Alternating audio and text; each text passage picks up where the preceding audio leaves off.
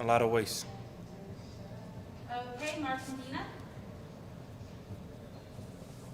Hi, Luka. Good to see you. Hope you're hanging in there.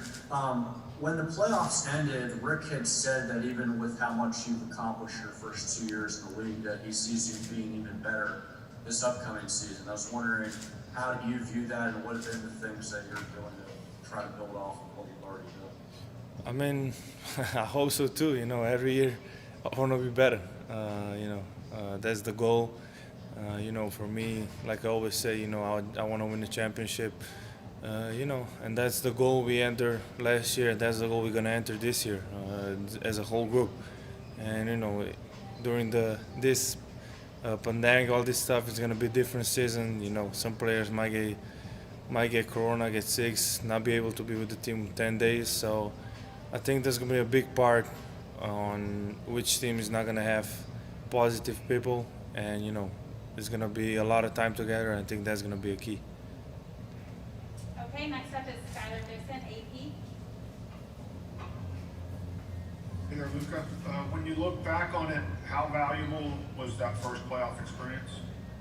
I mean, it was, not great because we didn't win, but it was my first playoff experience, against an amazing team, a team that was going to win a title. And, I learned a lot, not just me. I think the whole group learned a lot. And, we're just going to learn from that, and hopefully we can use it again this year. Tim Cato. Hey Luca, we were just talking to Josh Richardson, and he was talking about meeting you at 16 out in Santa Barbara. I assume that probably was the P3 workouts. Do you remember meeting him then, and just what that experience is like, and did you keep up with him in the years since then? Yeah, I remember. It was at Santa Barbara. I was still playing for Real Madrid. I was young. I think I was 16. We were working out in the morning in P3, and play some pickups in the afternoon. And since then, we always talk a little bit. Always we gotta play the FIFA stuff. But he likes soccer. I like soccer, and we were keeping up with each other since then. Okay, Callie. Hey Luca, what parts of your game, you mentioned wanting to improve, but what parts of your game did you focus on these last couple of months, and what are you going to focus on going forward? Like I always say, you gotta work on everything. You're never gonna be until you're the best at something. You gotta always work on it. And I'm just working on everything. Especially my shooting. Okay, Coop. Hey Luka, just to follow up on that, just what about your shooting have you been spending a lot of time with? And generally speaking, do you think that the biggest improvement for this team will come really from your experiences of last year, specifically being able to close out games better, and the fact that you were able to do a little bit of that in the bubble, is that a sign that you believe that that problem is pretty much in the rearview mirror? First of all, the first question about shooting, just a lot of shooting. A lot of positions, every position, just a lot of shooting. And the second one, not just me, I think the whole group. Last season we had a lot of games that we didn't close the way we should. We were up like 7 minutes ago, and we lose it at the end. And I think everybody learned from that. We were a young team, and I think right now, this season is gonna be way better than last season. Ryan Klein. Hey Luca, Ryan Klein from Mavs China with a question from a Chinese fan. Looking around the league and thinking about your own rookie experience, is there anyone in this year's rookie class who you think is especially promising or who you're excited to see develop? I'm excited for a lot of people, especially our two rookies.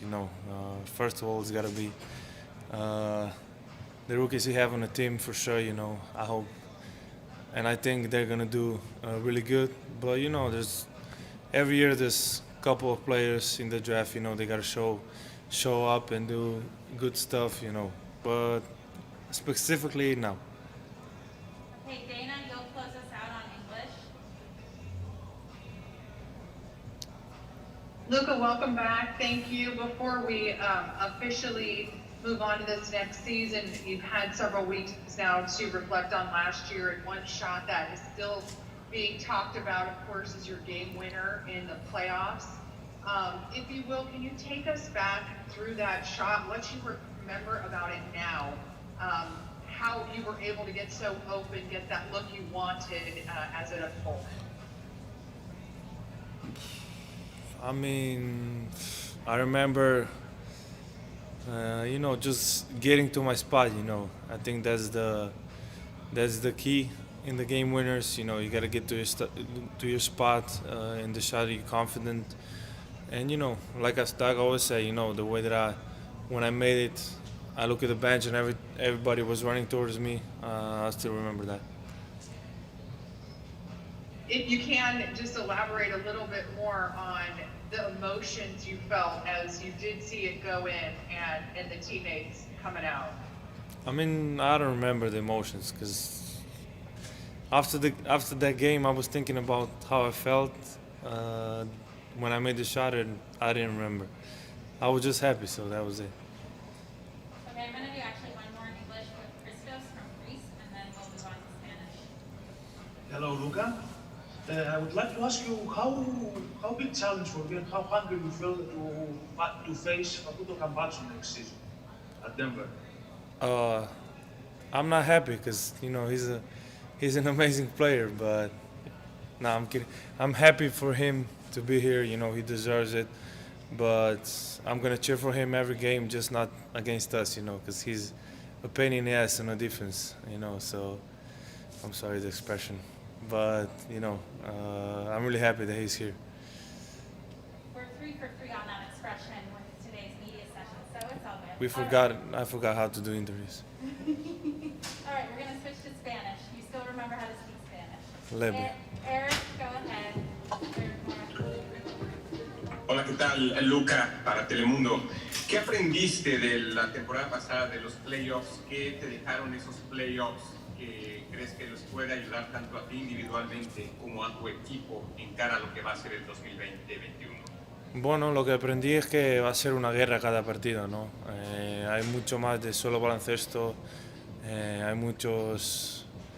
mucha gente que habla mucho, todo va a ser más duro, así que tenemos que estar preparados este año. Okay, next up is going to be Saul. Hola Luka, ¿cómo estás? Luka, cuéntame, ¿cómo ves esta adaptación que va a tener Facundo Campazzo al llegar a la NBA? Obviamente tú también llegaste de Europa, él obviamente con más edad, con más experiencia. ¿Cómo esperas que se va a adaptar a ese tipo de juego que es la NBA? Muy bien, creo que incluso mejor. Se va a adaptar muy rápido. Quizá va a necesitar unos partidos, pero yo creo que se va a adaptar muy rápido y que no tendrá ningún problema. Manolo? Luka, desde Puerto Rico, desde el 2019 cuando debutaste, 2020, año histórico, pero ya hemos hablado de lo que fue tu carrera.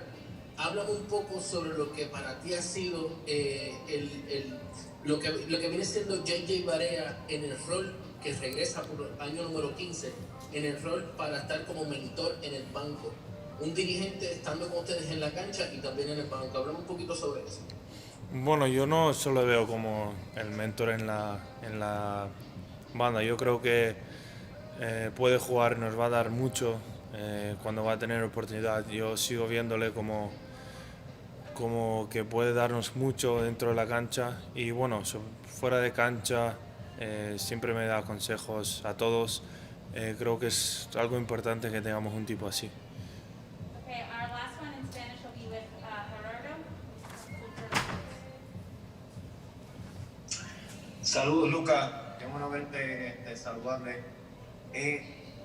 ¿Nos puedes describir un poco tu pensamiento sobre James Johnson, el black belt en MMA? ¿Crees que ahora va a haber un poquito más de enforcement para protegerte a ti en la pintura? Y sabemos que tu artista favorito es el Conejo Malo. Si nos puedes decir su álbum nuevo del 1 al 10, ¿cuál es tu rating? Bueno, de James Johnson, mucho, he hablado con, me ha dicho que es un tipo fenómeno y no solo por eso. Creo que nos puede dar mucho en ataque también, de la manera que juega. Recuerdo un partido cuando jugamos contra Miami, le sufrimos mucho en mi primer año, así que nos va a ayudar muchísimo. Y el álbum, pues todavía no he escuchado mucho, todas las canciones, así que te diré en la próxima entrevista. All right, now we'll switch to Slovenian. Today, Pozdravljen, Luka. Lahko komentirate uvrstitev slovenske reprezentance na Evropsko prvenstvo, ampak kako ste se počutili, ker se niste mogli pridružiti s fantom, čeprav smo slišali, da ste želeli? Ja, super. Mislim, da smo si zaslužili tja. V bistvu sem mislil, da bi mogli že avtomatično biti na Eurobasketu, ampak so si zaslužili, odlično so odigrali. Ja, hotel sem biti, tudi zmer, ko sem bil z reprezentanco, je bilo super. Super sem se imel tudi izven igrišča, tako da leto škoda ni šlo, ampak upam, da za naslednje leto bom zihar lahko.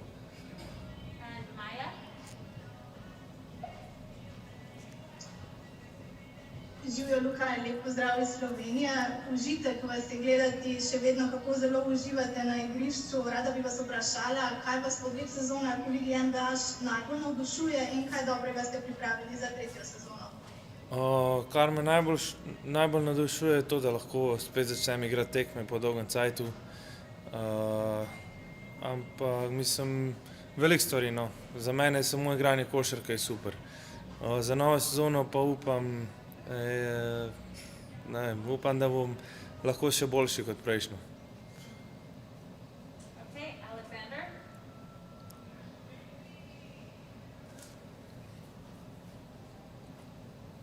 Alexander, you have to unmute. Luka, Aleksandar Žigić, Radio televizije Srbije. Dobar dan. Kakve su to očekivanja od tvoje 3. sezone u Dallasu? Ove godine očekuje se tim ima veći uspjeh, a i ti si već broj 1 kandidat za titulu MVP igrača. Očekivanje su, mislim, nadamo se da možemo osvojiti prsten. To je naša prva, to hoćemo da napravimo, ali za MVP-a to nije ni toliko bitno. Šta će biti, ali nadam se da i ja mislim da možemo osvojiti prsten.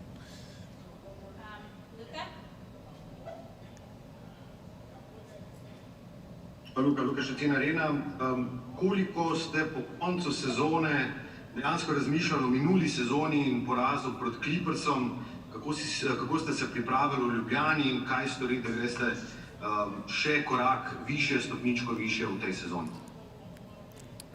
Po resnici je par dni, nič več. Zato, ker življenje v Bablu glih, mislim, pogrešal sem domov, pogrešal sem prijatelje, punco, vse družino. Tako da ne, par dni sem si dal